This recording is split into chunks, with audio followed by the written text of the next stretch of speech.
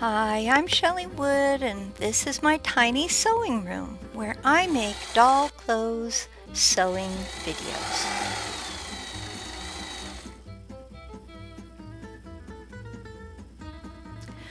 Today, I'm going to show you how to make this little blue pinafore dress, which will fit dolls from the vintage strawberry shortcake lineup, like my blueberry muffin doll. Before we begin, please go to my website, shelleywood.com, to download and print this free PDF sewing pattern. Use the pattern to cut out 2 pinafore fronts and 4 pinafore backs. Lay one of the pinafore backs on top of another, keeping right sides together if you're using a fabric where it matters. Sew around the neck, the back closure area, the bottom of the pinafore, and the armhole area. This is what I mean by the armhole area. Follow these directions to form both back pieces. Now I've been using the backstitch for my stitches. If you'd like to learn the backstitch, I do have a tutorial for that. There's a link to my tutorial in the description area below. Next, lay one pinafore front on top of another, keeping those right sides together if you're using a fabric where it matters. Stitch around the neckline and both armhole areas. Now your front looks like this. Clip seams and corners for both backs and the front. I'll be using Fisker Stitcher's mini scissors, and I've left a link to these in the description area below the video if you need a pair. I love mine, especially when I'm working with something so tiny as the strawberry shortcake doll clothes, or something for Chelsea, Barbie's little sister. Having these teeny tiny snips really gives you the precision that you need. Invert each garment piece. For a garment that's super tiny, I always use a chopstick to help with inverting. If you need some, again, there is a link to them below. Now these are tricky. I usually start it with my fingers, but then once I've got it partly inverted, I use the chopstick's narrow end, but be very gentle when you insert that narrow end. You don't want to poke through the stitched areas. It can help to give your chopstick a little twist as you go, so watch as I do this one. You'll see I'm using that chopstick and kind of twisting it. Okay. Press all your seams with a hot iron.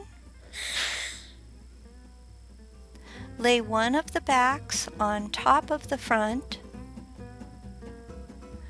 Stitch the pinafore together at the shoulder, and again I'm using a back stitch here. Open the dress up like this and press the seam with your iron. Lay the other back over the top of the front, keeping right sides together, and join them at the shoulder too. Open it up like this and press your seams. Now, top stitching your seams can be very helpful with a tiny dress like this. With right sides together, fold one back down, just like you see me doing here. Okay. Right sides are together, and we're going to stitch from the underarm to just shy of the finished seam. You're going to stitch partway from the underarm to just shy of the bottom of the back piece. Fold the other back down and stitch it partway too. Okay, so we're going to fold this one down. Again, right sides are together, and we stitch from underarm to just shy of the finished seam. This grid shows your inches, so with that in mind, I stitched about a 1/2 inch from the underarm down to where I tied a knot. here's how your pinafore should look when you're done stitching those side seams. There's a raw edge still at the bottom of the front of the garment. You're going to push these raw edges inside the pinafore front, and that's hard to understand, so I'm going to show you a little video. Alright, so I am working with those raw edges at the bottom of the front of the garment, and I fold them inward toward each other. Think of a sort of a hot dog, okay? So we're going to push those inside. Whip stitch or ladder stitch to close the bottom area. I did use straight pins to kind of hold it in place while I'm whip stitching the bottom of the front. And now you're ready to finish stitching those side seams. You can invert the pinafore when you get that done, and that's what I'm doing here. Okay, and it looks pretty good. I had a little string that was hanging there randomly. Okay, but it really does look really cute. Very tiny. We're almost done. One more thing. Add a few snaps down the back. Now, if you need help sewing snaps on fabric, again, I have a tutorial for that. Now you're ready to try the pinafore on a doll. For more free printable PDF sewing patterns to fit dolls of many shapes and all different sizes, please remember to visit my website, shellywood.com. What if there was an easy way to take a big doll pattern and resize it to fit a little doll, or vice versa? I'm Shelley Wood, the doll clothing designer, and in my pattern alteration class, I'm going to share with you my resizing formula.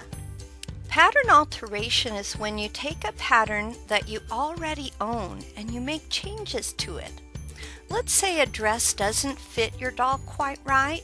I'll show you how to create a gusset to extend the dress's bodice.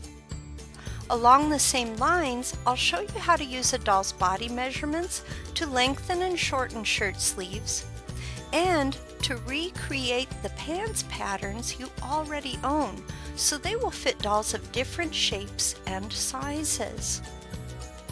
Following my instructions, you'll learn how to reshape dresses and skirts, making them fuller or less full depending on the look you're going for. With this collection of more than 40 videos, you'll use my measurement guide and dozens of tips and tricks to create a full wardrobe for the doll or dolls of your choice. I invite you to join me. We are going to have so much fun.